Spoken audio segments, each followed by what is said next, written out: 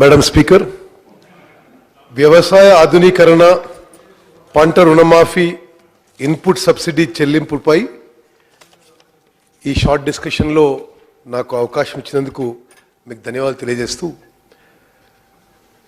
Madam speaker, ముందుగా ఈ రుణమాఫీపై, ఏకకాలంలో రుణమాఫీపై స్వయాన ముఖ్యమంత్రి గారు ఈ శాసనసభలో 2 మార్లు మాటిచ్చారు.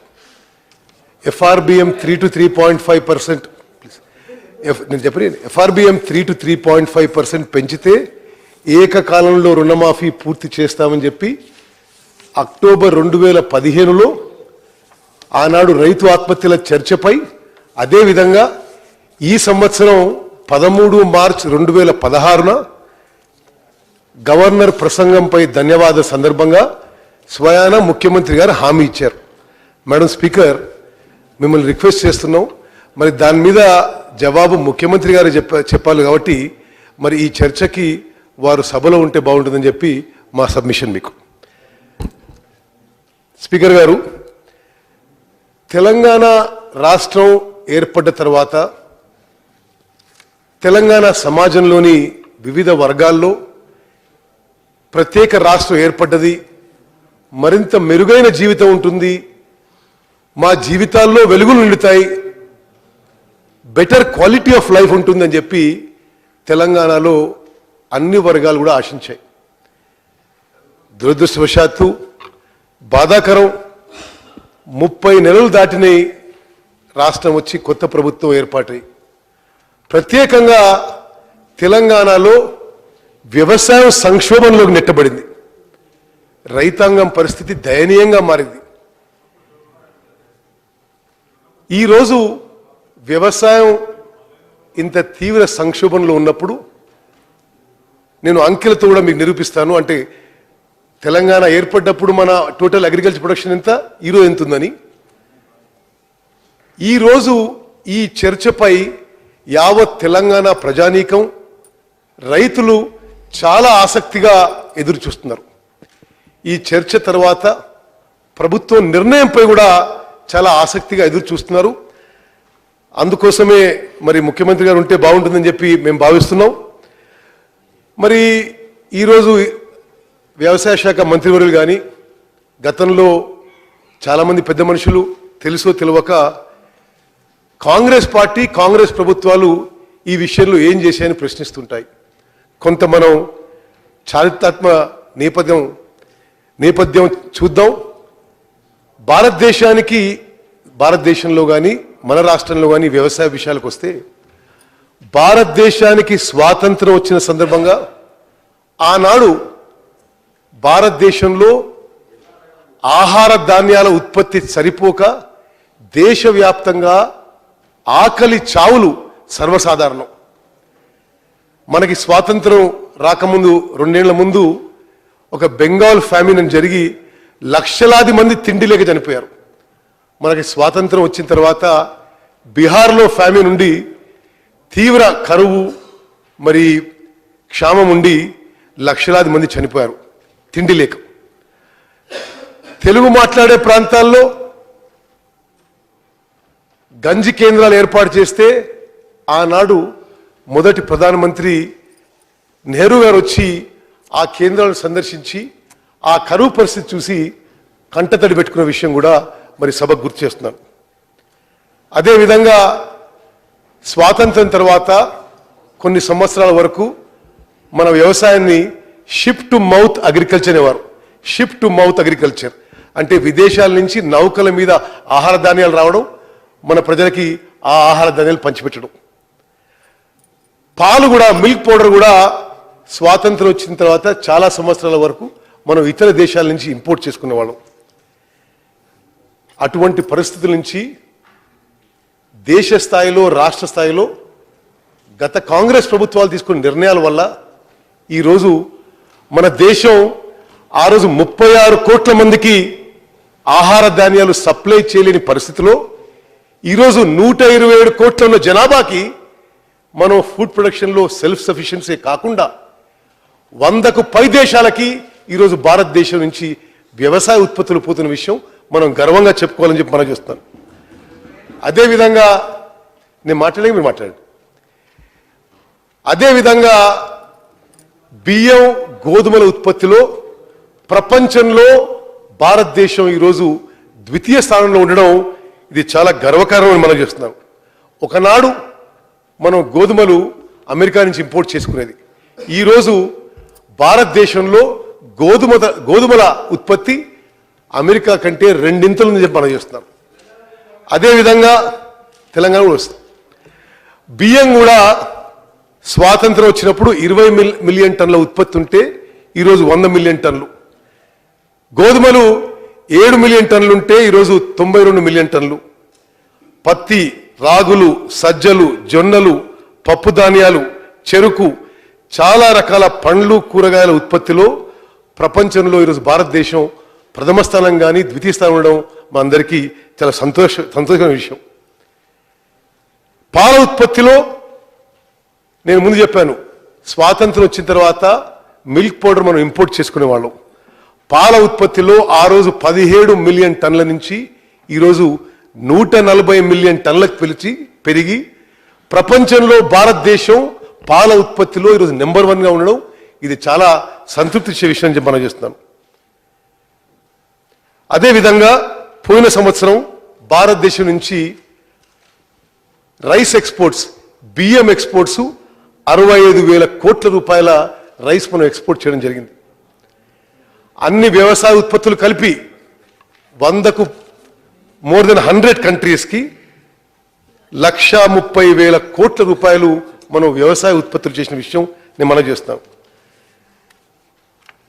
స్వాతంత్రం తర్వాత నెహ్రూ గారు, ఆ తర్వాత ఇందిరాగాంధీ గారు, తర్వాత ప్రధానమంత్రులు భారతదేశంలో ఈ పరిస్థితి గమనించి వ్యవసాయం ఆధునీకరణ చేయాలి, వ్యవసాయానికి సరైన సౌకర్యాలు కల్పించాలనే ఉద్దేశంతో మరి Indian council of agriculture research ICAR అని పెట్టి మరి ఈ దేశంలో ఎన్నో రీసెర్చ్ ఇన్స్టిట్యూట్ పెట్టడం జరిగింది. అదేవిధంగా 40 అగ్రికల్చర్ యూనివర్సిటీస్ వాళ్ళు ప్రారంభించారు. From lab to land, laboratory నుంచి ల్యాండ్కి ఉపయోగకరమైన విషయాలు రావాలనే ఉద్దేశంతో ఆధునీకరణ కోసం మరి ఎన్నో చర్యలు తీసుకుని నేను గుర్తు చేస్తున్నాను.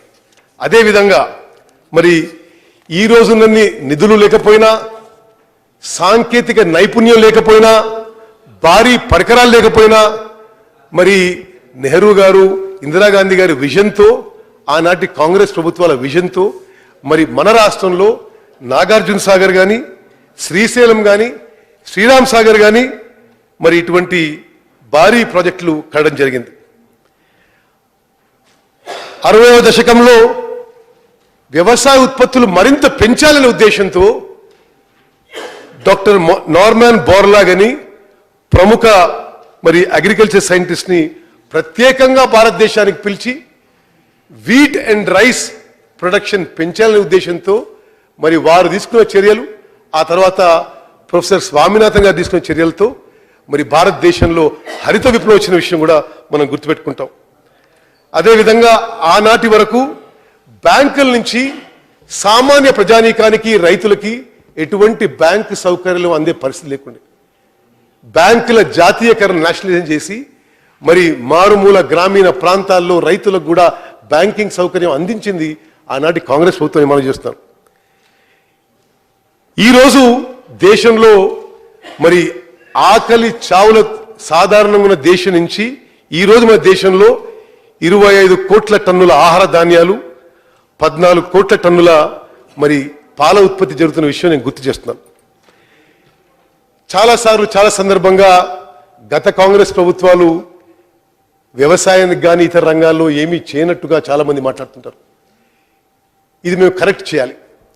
2004 నుంచి 2014 వరకు కేంద్రంలో, రాష్ట్రంలో ఉన్న కాంగ్రెస్ ప్రభుత్వాలు మొట్టమొదటిసారి వ్యవసాయపు రుణాలపై 9% నుంచి 7% ఇంట్రెస్ట్ తగ్గించి, 7% నుంచి 4% తగ్గించి, 4% నుంచి చివరిగా ఇక్కడున్న కాంగ్రెస్ ప్రభుత్వం వడ్డీ లేని రుణాలు మరి రైతులకు ఇచ్చిన విషయం మేము గుర్తు చేస్తున్నాం.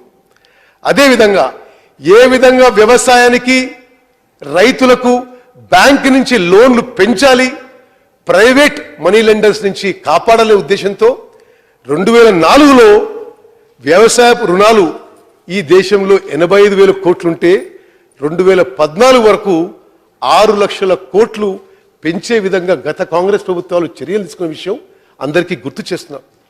అదేవిధంగా 2004 ఆ సందర్భంగా మన రాష్ట్రంలో, ఉమ్మడి రాష్ట్రంలో, చుట్టుపక్కల రాష్ట్రాల్లో తీవ్ర కరువు ఏర్పడితే ఆనాటి కాంగ్రెస్ ప్రధానమంత్రి ప్యాకేజ్ ఫర్ డిస్ట్రెస్ డిస్ట్రిక్ట్స్ అనే ఒక ప్యాకేజ్ పెట్టి తెలంగాణ రాష్ట్రంలో, తెలంగాణ ప్రాంతంలో 8 జిల్లాల్లో పూర్తిగా ప్రైమ్ మినిస్టర్ ప్యాకేజ్ కింద ఇంట్రెస్ట్ వేవ్ చేసి లోన్స్ రీషెడ్యూల్ చేసిన విషయం కూడా నేను మీ అందరికి మనవి చేస్తున్నాను.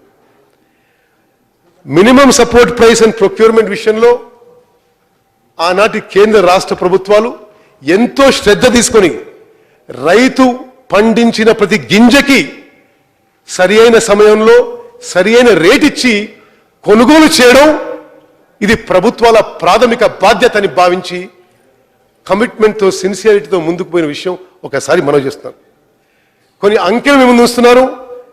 98 నుంచి 2004 వరకు ఎన్డీఏ ప్రభుత్వంలో వరి క్వింటాల్కి ఎంఎస్పి మొత్తం 100 రూపాయలే పెంచితే 2004 నుంచి 2014 వరకు యూపీఏ ప్రభుత్వం వరికి క్వింటాల్కి 800 రూపాయలు ఎంఎస్పి పెంచిన విషయాన్ని మనం చేస్తున్నాం. ఈరోజు చాలా బాధాకరమైన విషయం, ఎంఎస్పి విషయంలో, ప్రొక్యూర్మెంట్ విషయంలో ఇక్కడి రాష్ట్ర ప్రభుత్వం కానీ అక్కడి కేంద్ర ప్రభుత్వం కానీ పూర్తిగా ఒక నిర్లక్ష్య వైఖరితో ఉండడం ఇది చాలా బాధాకర విషయాన్ని మనం చేస్తున్నాం. మరి అదేవిధంగా మేడం స్పీకర్, ప్రస్తుతం కేంద్రంలో ఉన్న బీజేపీ ప్రభుత్వం మొన్న జరిగిన ఎన్నికల్లో ఎంఎస్ స్వామినాథన్ కమిటీ రిపోర్ట్ అమలు చేస్తాం ఎంఎస్పి విషయంలో, ప్రొక్యూర్మెంట్ విషయంలో అని ఎన్నికల హామీ మరి ప్రస్తుత ప్రధానమంత్రి నరేంద్ర మోదీ గారు పదే ఎన్నికలు చెప్పి ఆ రిపోర్టు ప్రకారం వ్యవసాయ ఉత్పత్తులకి ఎంఎస్ స్వామినాథన్ కమిటీ రిపోర్ట్ ప్రకారం కాస్ట్, ఆ యొక్క వ్యవసాయ ఉత్పత్తి పండించడానికి ఎంత కాస్ట్ అయితే కాస్ట్ ప్లస్ 50% మీద కేంద్ర ప్రభుత్వం మొత్తం ఉత్పత్తిని కొనుగోలు చేస్తామని చెప్పి ఎన్నికల హామీ బీజేపీ ప్రస్తుత ప్రధానమంత్రి ఇది పూర్తిగా మర్చిపోవడం, విస్మరించడం ఇది చాలా బాధాకరమైన విషయం. అదేవిధంగా ఉమ్మడి ఆంధ్రప్రదేశ్లో స్వతంత్ర భారతదేశంలో మొట్టమొదటిసారిగా రైతులందరికీ ఉచిత విద్యుత్ ఇచ్చిన ఘనత కాంగ్రెస్ ప్రభుత్వాన్ని అని చెప్పి మనం చేస్తున్నాం. ఆ రోజు వరకున్న మొత్తం విద్యుత్ బకాయిలు 1,200 కోట్ల రూపాయలు కూడా మాఫీ చేసిన విషయం మీ అందరికి మనం చేస్తున్నాను. రైతులకి అదనంగా కొంత ఇన్కమ్ క్రియేట్ చేయాలనే ఉద్దేశంతో పశుక్రాంతి పథకం కింద, సబ్సిడీ కింద ఈ రాష్ట్రంలో 1,00,000 పశువులు ఇచ్చిన విషయం కూడా మేము మనం చేస్తున్నాం. బీటీ కాటన్ సీడ్ 50% తగ్గించి పత్తి, అత్యున్నత పత్తి ఉత్పత్తి కేంద్రం తెలంగాణ ప్రాంతం కావాలనే లక్ష్యంతో చేసి ఈరోజు మొత్తం దక్షిణ భారతదేశంలో తెలంగాణ ప్రాంతంలో 50% పత్తి పండడం ఇది ఆ బీటీ కాటన్ సీడ్ తగ్గించిన పరిణామం అని చెప్పి నేను మనం చేస్తున్నాను. అదేవిధంగా గౌరవ పెద్దలు వ్యవసాయ శాఖ మంత్రి గారిని మనం చేస్తున్నాను. ప్రతి ప్రభుత్వం గతంలో కాంగ్రెస్ ప్రభుత్వం బ్యాంక్ సర్వీసెస్ మనం రైతులని మనీ లెండర్స్ నుంచి కాపాడాలి, బ్యాంకింగ్ సర్వీస్ ఎక్స్టెండ్ చేయాలనే ఉద్దేశంతో చాలా చిత్తశుద్ధితో పనిచేస్తాం.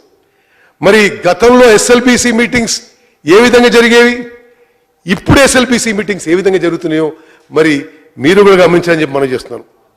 2004లో తెలంగాణలో 10 జిల్లాల్లో పంట రుణాలు 3,500 కోట్లుంటే 2004లో పంట రుణాలు తెలంగాణలో 10 జిల్లాలో 3,500 కోట్లుంటే 2014 వరకు పంట రుణాలు 25,178 కోట్లు పెంచిన ఘనత గత కాంగ్రెస్ ప్రభుత్వం చెప్పి మనం చేస్తున్నారు.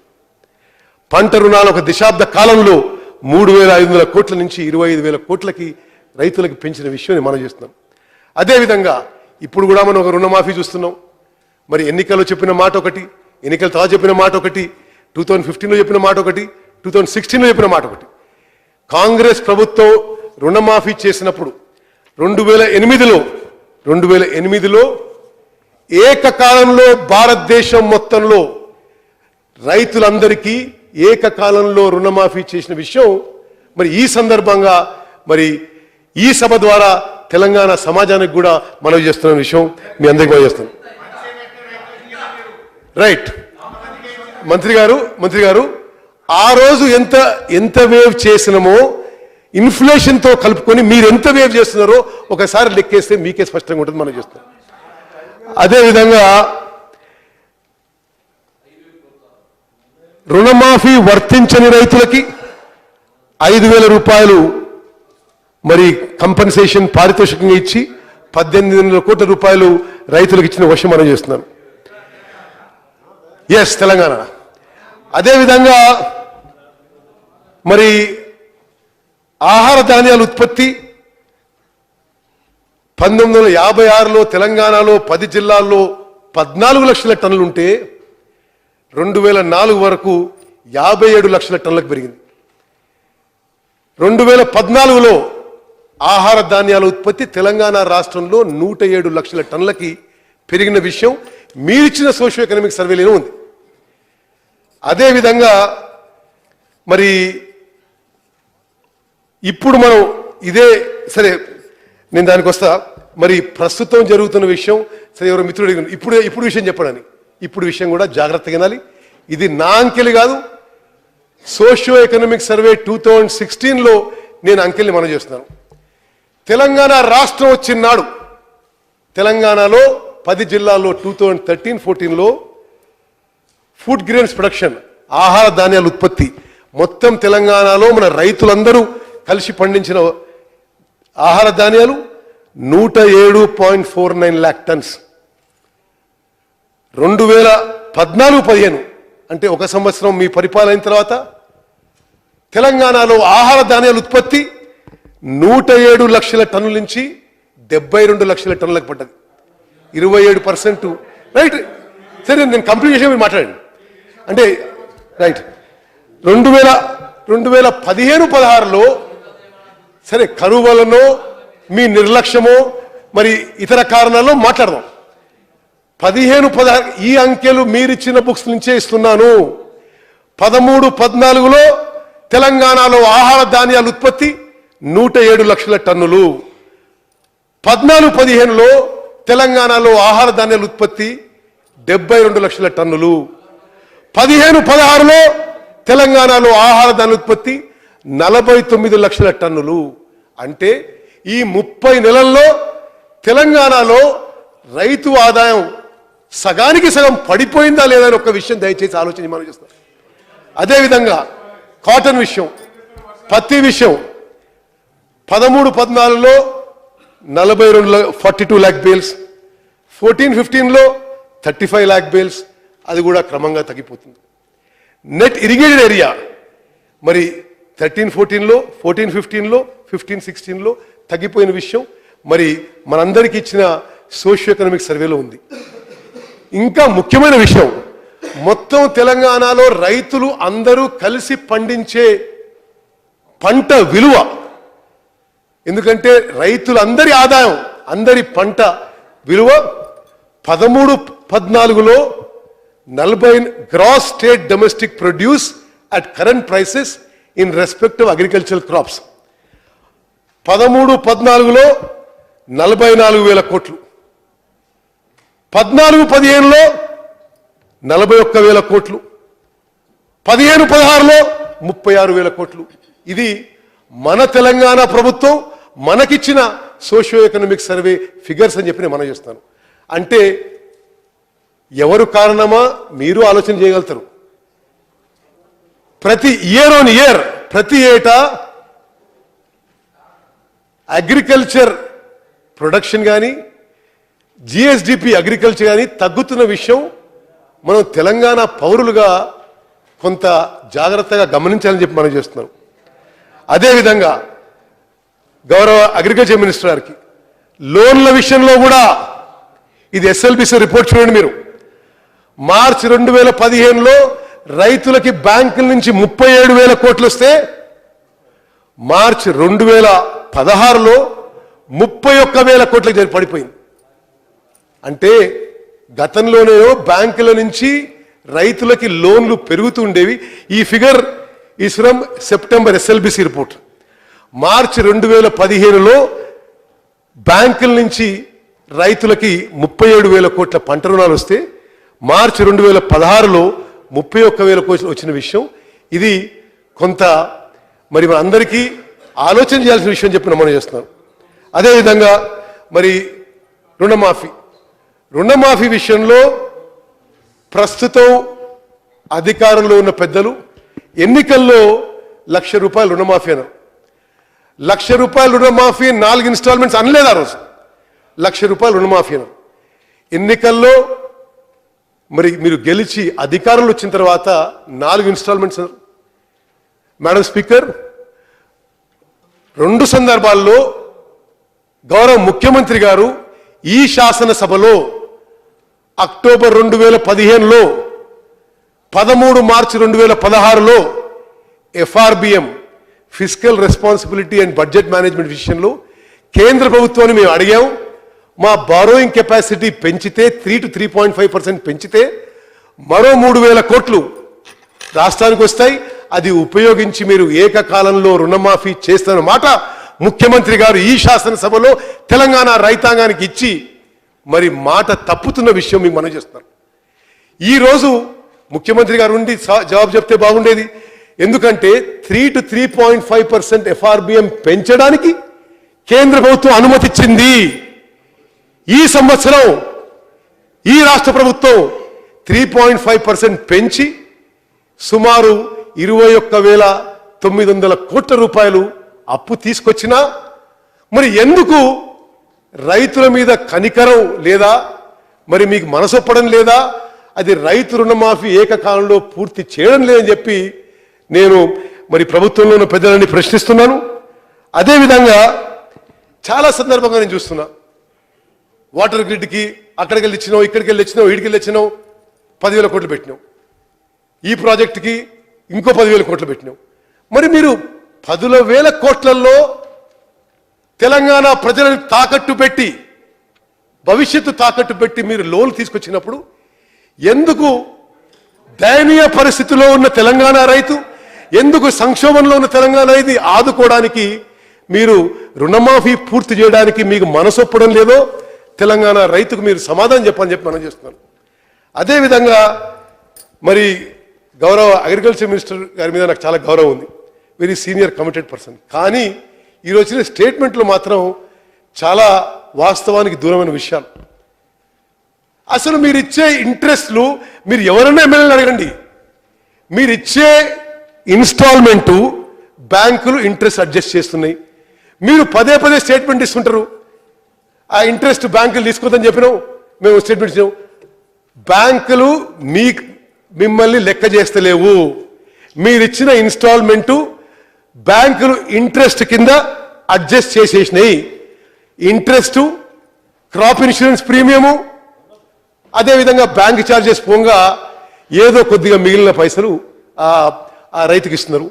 ఈరోజు తెలంగాణలో 37 లక్షల మంది రైతుల పాస్బుక్లు బ్యాంకులో తాకట్టు పెట్టుండి 3 ఏళ్ల సంది వాళ్ళకి కొత్తగా పంట రుణాలు రావు, ఆ పాస్బుక్స్ తాకట్టు పెట్టుంటాయి. మరి మనం రైతులని మరింత మనీ లెండర్స్ దిక్కు నూకుతున్నాం అని చెప్పి మనం చేస్తున్నాం. మనం పోయిన శాసనసభలో ఒక మనీ లెండింగ్ యాక్ట్ పాస్ చేసినాం, మరి మీకు గుర్తుంటుంది. ఈ మనీ లెండింగ్ యాక్ట్ కింద ప్రైవేట్ మనీ లెండర్స్ మీద కొంత నియంత్రణ ఉండాలి. మరి మంత్రి గారు మీరు జవాబు చెప్పాలి. ఆ మనీ లెండర్స్ యాక్ట్ కింద మీరు ఒక్కరిపైన చర్య తీసుకున్నారా? అసలు అది ఆ చట్టం ఉన్నట్టు, యాక్ట్ ఉన్నట్టు కూడా ఎవరు తెలియదు. మరి నేను సవినయంగా కాంగ్రెస్ పార్టీ నుంచి మరోమారు అప్పీల్ చేస్తున్నా, ఇంతకంటే మన ప్రియారిటీ ఏముంటుంది? 37 లక్షల మంది రైతులకి మీర్చిన మాట నిలబెట్టుకొని ఏకకాలంలో రుణమాఫీ పూర్తి చేయాలని చెప్పి కాంగ్రెస్ పార్టీ నుంచి మేము డిమాండ్ చేస్తున్నాం. అదేవిధంగా మరి మంత్రి గారు ఇన్సూరెన్స్ గురించి ఈ విషయంలో ఒక పెద్ద నోట్ ఇచ్చిండు. ఈరోజు ప్రైవేట్ ఇన్సూరెన్స్ కంపెనీస్ సుమారు సంవత్సరానికి 100 కోట్ల రూపాయలు రైతుల నుంచి ప్రీమియం కలెక్ట్ చేస్తున్నాయి.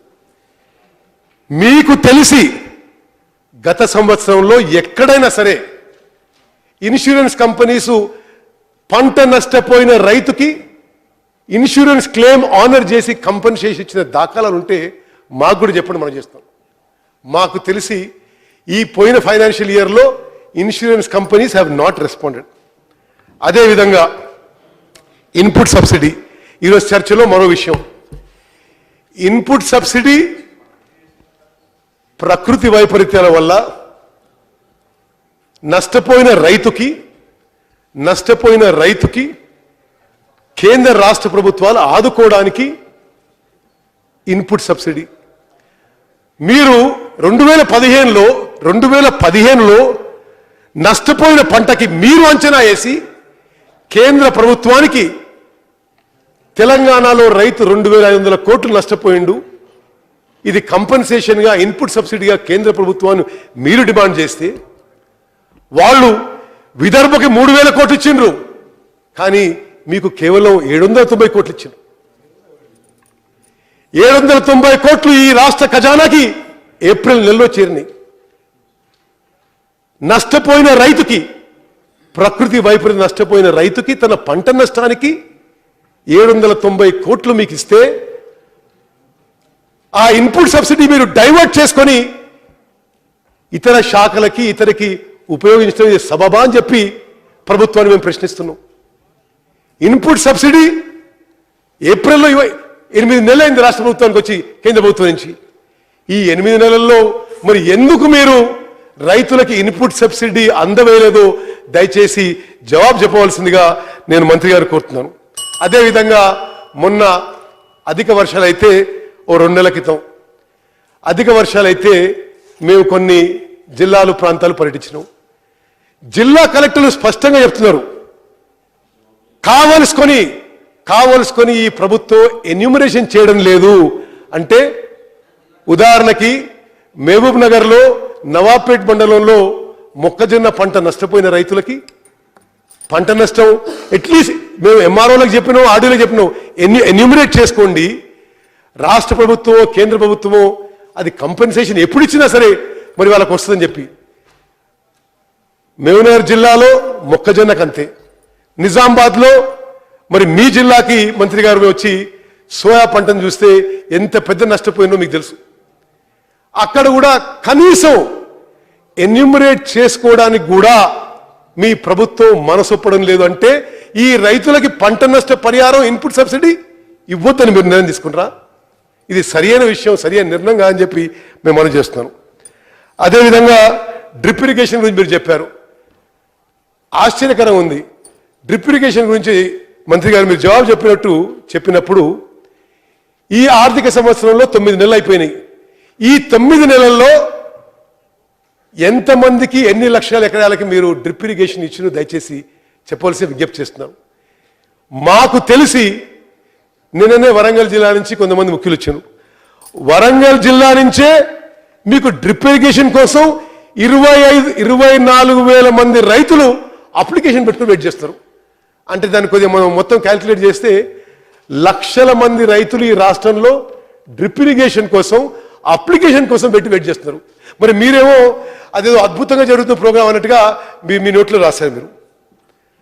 అదేవిధంగా అగ్రికల్చర్ ఎక్స్టెన్షన్ సర్వీసెస్, మరి గత ప్రభుత్వాల్లో ఆదర్శ రైతులు అనే ఒక సిస్టమ్ ఉండేది. మీరు సరే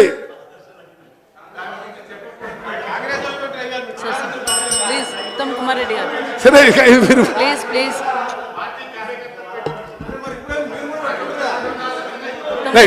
గతంలో ఆదర్శ రైతు అనే పద్ధతి ఉండేది. ఓకే, ఇప్పుడు మంత్రి గారు అంటారు 30 నెలలు అయిపోయింది, మీ గవర్నమెంట్ సహకారం అయిపోయింది, ఇక రివర్స్ కౌంటర్ మొదలైపోయింది, ఇప్పుడు మేము 1000 మందిని పెట్టుకోవడానికి ఇప్పుడు ప్రాసెస్ మొదలు పెడుతున్నాడు. మీరు ప్రాసెస్ మొదలుపెట్టేటప్పుడు రిక్రూట్మెంట్ చేసేప్పుడు వాళ్ళు వచ్చేటప్పుడు అప్పటి వరకు మీ గవర్నమెంట్ అయిపోతుంది. మరి అగ్రికల్చర్ ఎక్స్టెన్షన్ సర్వీసెస్ చాలా వీక్గా ఉన్నాయి మంత్రి గారు. ఆదర్శ రైతు సిస్టమ్ మీరు అనవసరంగా అసలు ఇచ్చే చాలా ఆనరేరియం ఉండే, అది ఎందుకు మీరు చేసేసినారో తీసేసినారు. ఇప్పుడు దాని ప్లేస్లో అసలు there is no system working, there is no system. మరి ఇది అగ్రికల్చర్ ఎక్స్టెన్షన్ సర్వీస్ విషయం. అదేవిధంగా నిజాం షుగర్ ఫ్యాక్టరీ మంత్రి గారు, మంత్రి గారు నోట్ చేసుకుంటారు. ఓకే రైట్, సరే. నిజాం షుగర్ ఫ్యాక్టరీ విషయంలో మేడం స్పీకర్ మీ కాన్స్టిట్యున్సీలో ఉంది, బోధన్లో ఉంది, మెట్పల్లిలో ఉంది. రైట్ రైట్, సరే మీరు మాట్లాడండి, ఆ తర్వాత మళ్ళీ మేము మాట్లాడతాం. నిజాం షుగర్ ఫ్యాక్టరీది ఎవరు నాశనం పెట్టించారో కానీ మీ ముఖ్యమంత్రి గారు ఎన్నికల ప్రచారంలో అక్కడికి వచ్చి 100 రోజుల్లో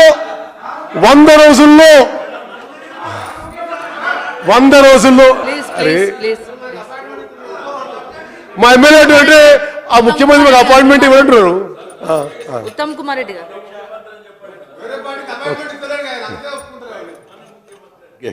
ఇప్పటి నుంచి మీరు కూడా ఇది గమనించుకోవాల్సినటువంటి అవసరం ఉంది. రైట్, మన ముఖ్యమంత్రి. ఓకే సరే.